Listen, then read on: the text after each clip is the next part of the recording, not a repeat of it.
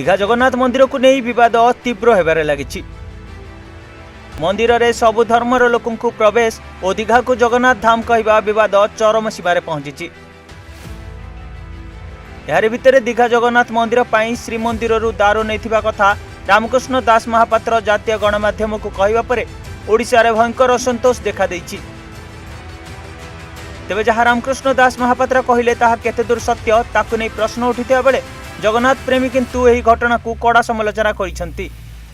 दीघारे गोटे जगन्नाथ मंदिर करी ना भल कथा ना आउ से कहले मु पत्थर मूर्ति करी ये कहले ना ना आज्ञा हम ना काठर मूर्ति हम ताने ये मंदिर 250 कोटी टंकार हेबाई जो योजना होता ता मूलू अच्छा रामकृष्ण दास महापात्र मूलू पचार से मनोज बानर्जी कहले आपड़ देखो आम पाखे किसी निम काठ अच्छी मंदिर रे गला नवकलेबरू आम से गढ़ी नहीं जीवु मूर्ति ना आपन ताले आम नहीं आसबे सरकारी पैसा हो मुख्यमंत्री कौन तुम जेड़े जिते प्रिय लोक हुए ना कहीं तुंडे डाकिकी कह ना सरकारी पैसा खर्च हम केमती फाइल हम ऑर्डर हम सैंक्शन हम केते पैसा लगे एस्टिमेट हम दैट इज ए प्रोसीडियर तुम से जान तुम न जानिकी तुमको निजक रक्षा करने मत से कही मु काठ मूर्ति नहीं रखी मुझे तो सब टीवी वाला कही आप पठातु आपंकर सांबादिक मानू से जा देखिकी आसतु काठ मूर्ति ना पाठर मूर्ति।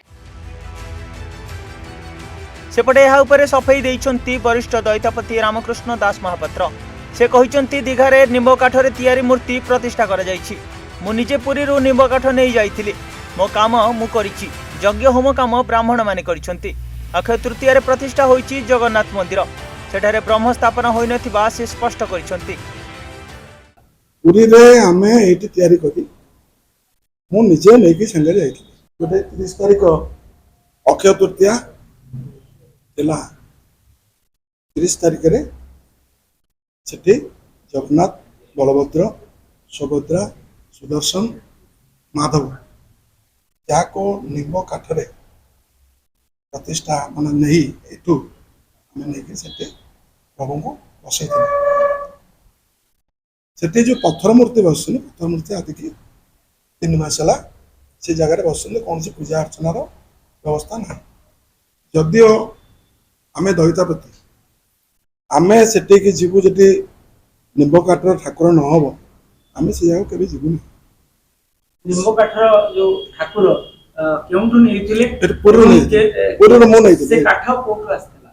पुरी रे आम ये तैयारी करी मु निजे नहीं संगे जाइथिली प्राण प्रतिष्ठार जो मंत्र द्वारा प्राण प्रतिष्ठा करागला जहाँ को आपण मानकर टीवी माध्यम रे ब्रह्म स्थापन ब्रह्म ये भूल कथा ना ब्रह्मर ठाकुर जणीला जगन्नाथ जगन्नाथ पुरी जगन्नाथ को छाड़देले ब्रह्म जिनस कौन जगह ना। तेबे ही घटना को नहीं श्रीमंदिर प्रशासन को चिठी लिखिछंती आईन मंत्री पृथ्वीराज हरिचंदन। बड़का दारू काठरे अन्य स्थान रे ठाकुरଙ୍କ विग्रह निर्माण हेबा अग्रहणीय बोली कहबा सह घटनार तदंत पई निर्देश दैछंती।